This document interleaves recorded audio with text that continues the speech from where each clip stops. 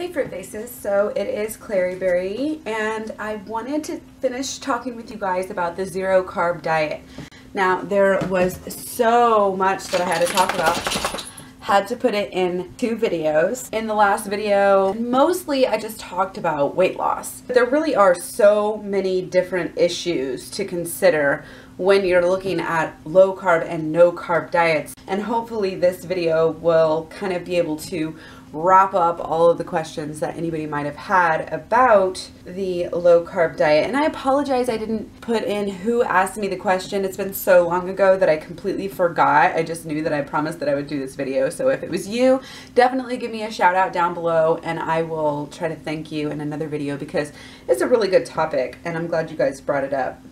So again, I already talked about weight loss and how it seems like you can lose weight and you can even have a better blood test on the surface off of low carb, but that doesn't mean that it's healthy long term. And so this video will be more looking at the long term effects. So as I said in the last video, we need about 130 to 150 grams of carbs at the very minimum every single day. And if we don't get that amount of carbs, it doesn't just affect our brain and cause our brain to work poorly. It causes constipation, causes diarrhea. It can cause rashes, bad breath, muscle cramps, weakness, a lot of deficiencies in different vitamins and minerals, especially B, C, E, K, calcium, and then phytochemicals and antioxidants are something, again, that science is just now figuring out about these. They're brand new, and there are no phytochemicals and no antioxidants in meat. So people think that these are the compounds that actively protect against cancer, that seek out free radicals. So not only if you are not taking in a lot of fruits and vegetables, you're going to be really lacking in those foods, but it's just completely unnatural. I mean, even the primal people realize that you need fruits, vegetables. You know, even Mark Sisson and other people would say that a zero carb diet is just absolutely crazy. Or I don't know why in this day and age people all of a sudden think it's healthy. And well, actually I do. It's because they're looking at a couple of, areas of their life. Like I said, oh, it's making me lose weight. Oh, my triglycerides have gone down or whatever. But they're ignoring all of these other issues of health, and that health is a holistic endeavor. And nobody would have done it out of choice. If any cultures have even a mostly low carb diet or no carb diet, it was out of necessity by where they lived. And as with the Inuits, it's been proven that these are not healthy, as in the past some people have erroneously thought. Let's go back. We were just talking about antioxidants and how a lack of vegetables and fruits are going to mean a lack of antioxidants, and you're going to have, more free radicals running around. But another problem to compound that if you're on zero carb diet would be that when you're eating these meats and they do need to be cooked, you're having oxidized fat and other carcinogens that are created whenever you're cooking that meat, especially if you're cooking it just like grilling your burger real fast. If you're slow roasting it, it's a little bit better, but there's still definitely going to be some oxidized fats, and these fats get oxidized much more quickly than other compounds, and they are neutralized by the bioreactor of your stomach.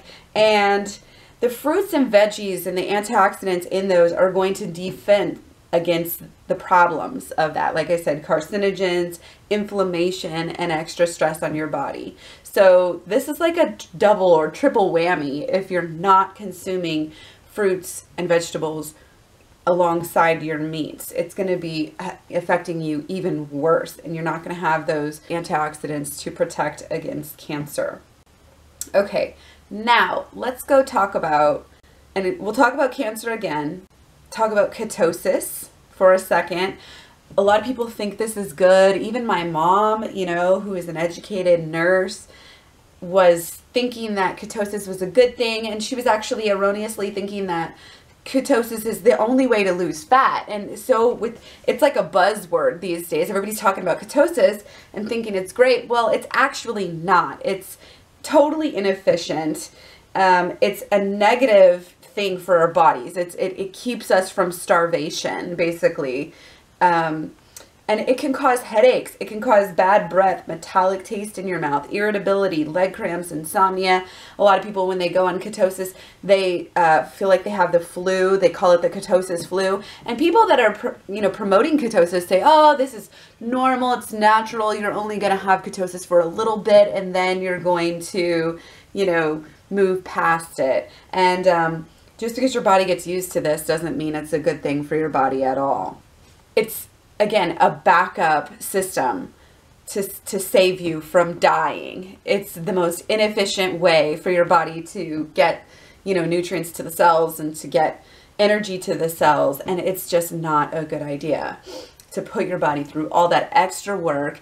And in the long term, it can definitely cause problems. So people who latch onto this, they really don't do the research. They listen to people who say, oh, that's been debunked, or, that's BS, or, a lot of times they'll have a lot of words like fear-mongering, misinfo, disinfo, propaganda, yada, yada, yada, similar to the Weston A. Price people who I've done extensive, different videos on. And they try to say that it's this big conspiracy and that all the evidence about heart disease and cholesterol is just totally bunk, okay? And anytime you have totally bunk, okay? And anytime you have a group of people sitting there just throwing out the medical literature of, hundreds of thousands of people, that's like a warning sign. You don't just say, oh, that's been debunked, so I'm not going to pay attention to that. Make sure you ask, why is that debunked? How is that, can you give me your sources? When you eat below 100 grams of carbs a day, your body is going to burn up the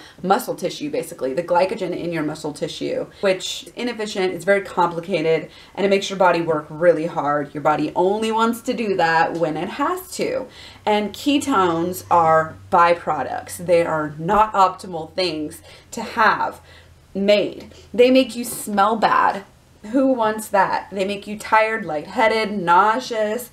They actually dampen your appetite, which again is another reason that people think that, oh, I'm losing weight, this is great. And it can be beneficial in some ways to lose weight, but not at all costs, okay? This is where people think, oh, but it works, so it must be good for you.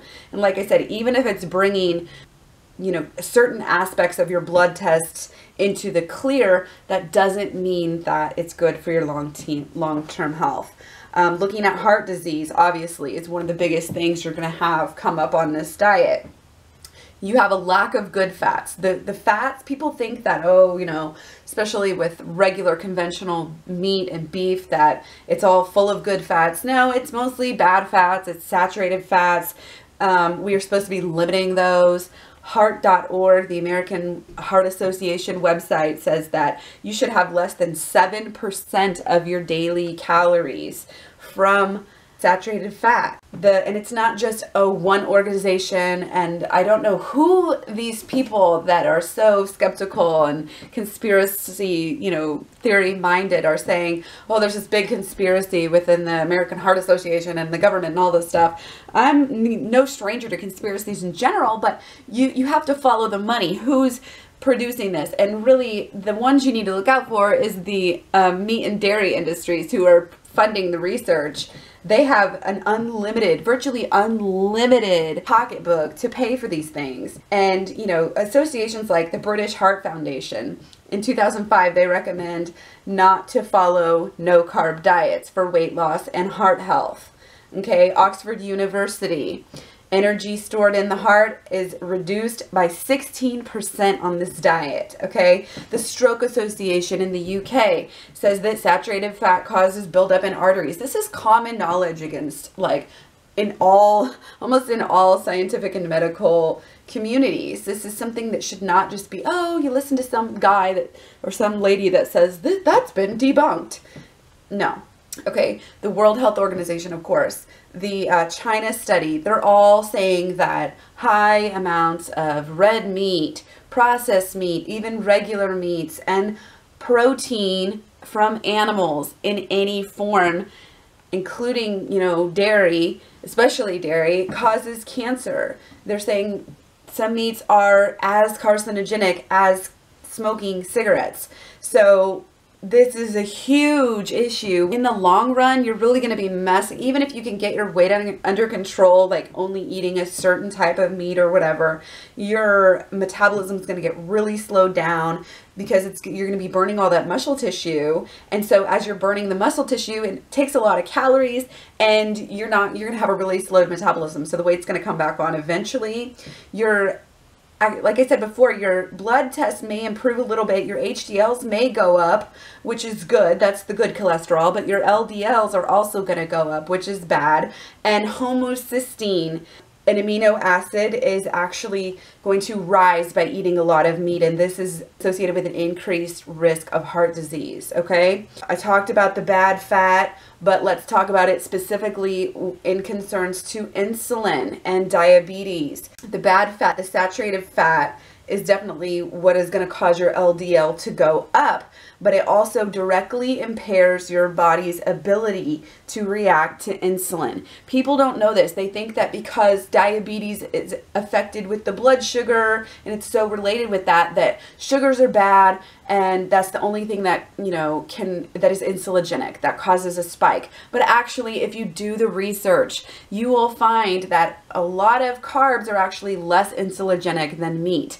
especially red meat. So people sitting there telling you that they are on a no carb or low carb diet because they're insulin resistant really shouldn't be eating meat at all, because there's many other things that they could be eating that is not going to raise their insulin and cause the insulin resistance as meat is. One slice of meat is actually more insulinogenic than a whole cup or so of whole wheat pasta. It's just, people don't get it. People don't actually do the research. There was a study from Beth Israel Deaconess Medical Center from Harvard talking about low carb still affects atherosclerosis, even though it doesn't affect blood cholesterol. So a lot of times you hear Weston A. Price or different people saying, oh, don't worry about cholesterol anymore, it's no big deal. Saturated fat still affects atherosclerosis. Look it up. Do your research. This is important, people, okay? You don't lose weight at all costs because you're gonna die and you're not gonna be able to enjoy your weight loss. It's not only associated with an increased plaque and the buildup of plaque in the blood vessels, but it also impairs your ability to form new vessels, which is associated with a reduction in vascular progenitor cells, stay with me here, which protect vascular health. Okay, so basically that equals serious artery damage in every way, shape, or form, which is going to cause problems. Low to no carb diets are associated with a huge increase in all-cause mortality. One of the things I haven't talked about yet is kidneys. It's starting to become, I think, a little bit more mainstream knowledge that if you eat too much protein, if you eat a lot of meat, you're going to have problems with your kidneys. And kidney problems are very, very, very common in the United States and other first world countries, okay? Osteoporosis. If you eat a low carb to no carb diet, you could very well find yourself having problems with osteoporosis. You urinate out more calcium on high protein diets, okay? That can lead to kidney stones or osteoporosis, like I said. Too much vitamin A can cause liver problems, and people have twice the amount of hip fractures. So if you're eating a lot of like liver and different beef products, you have that to look forward to.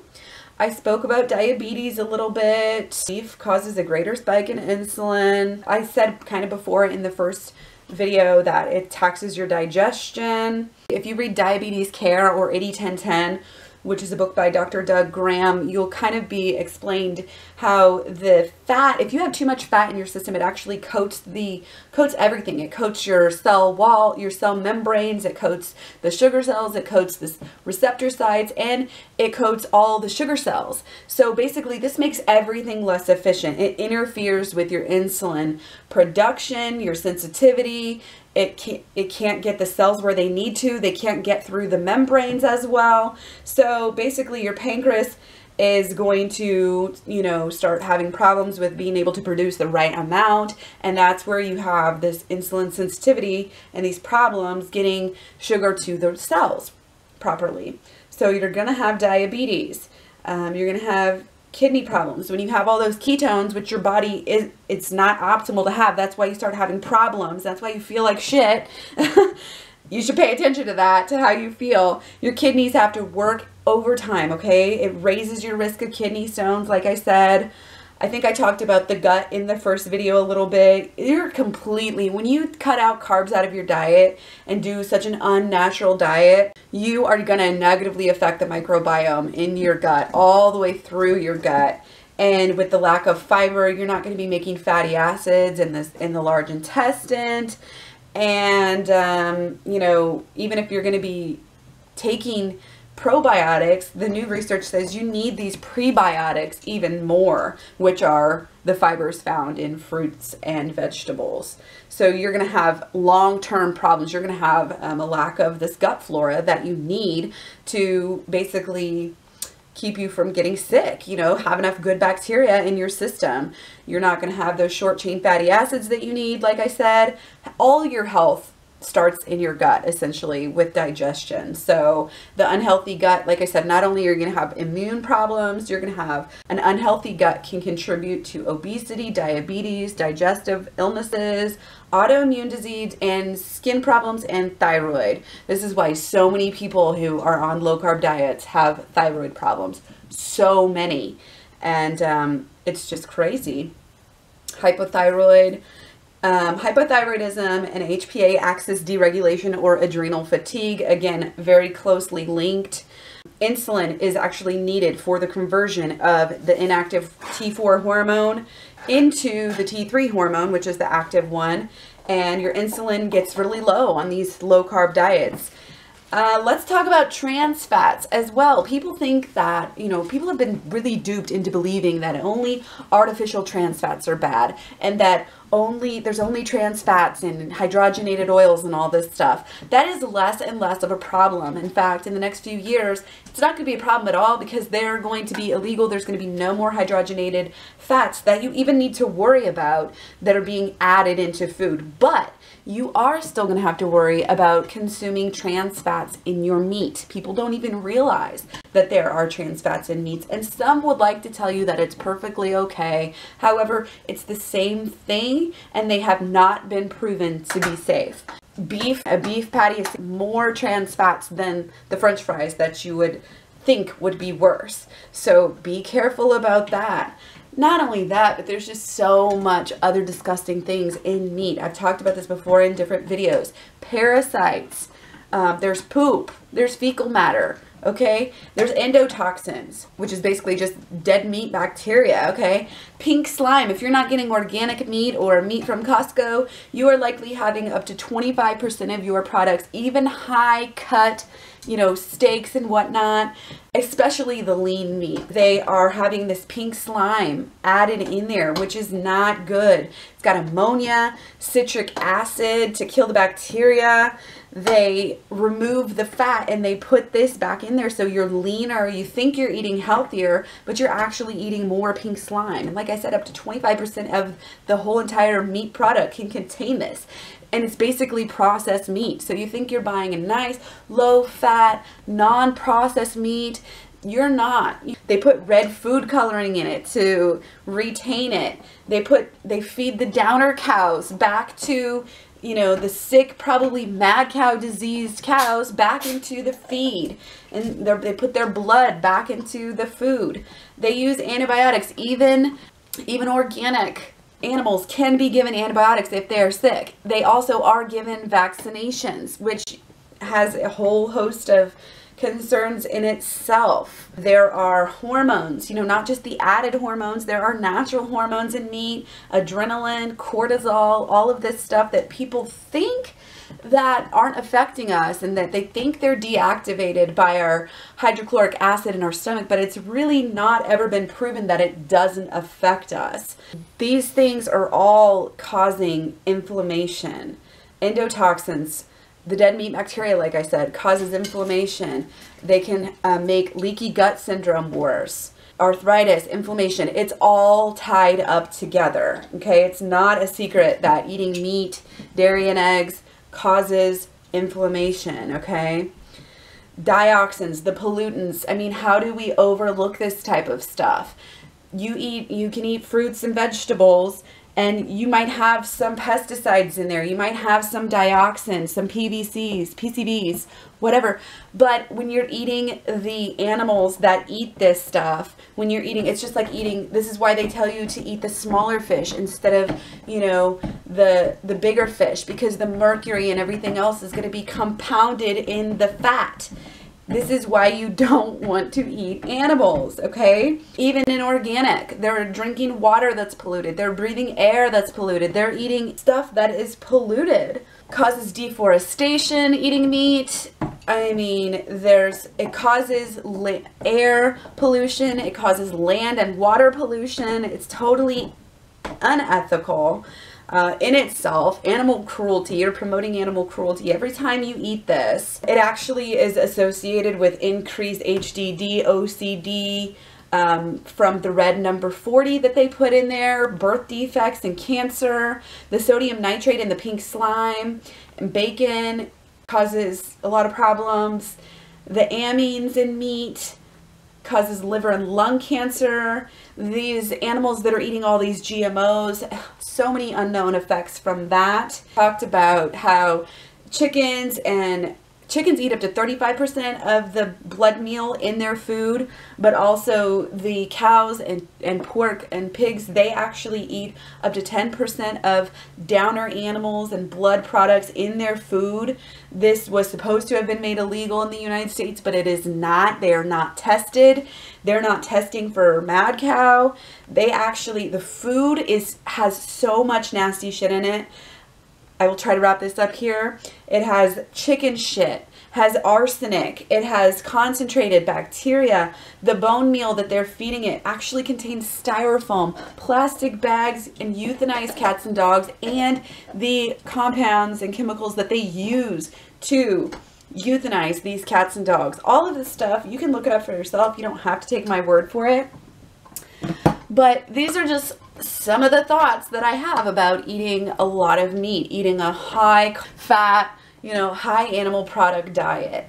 Low carb, no carb is just taking all the effects of eating these nasty products and compounding them because you're eating so much. And again, you're not eating any fruits and vegetables to back it up.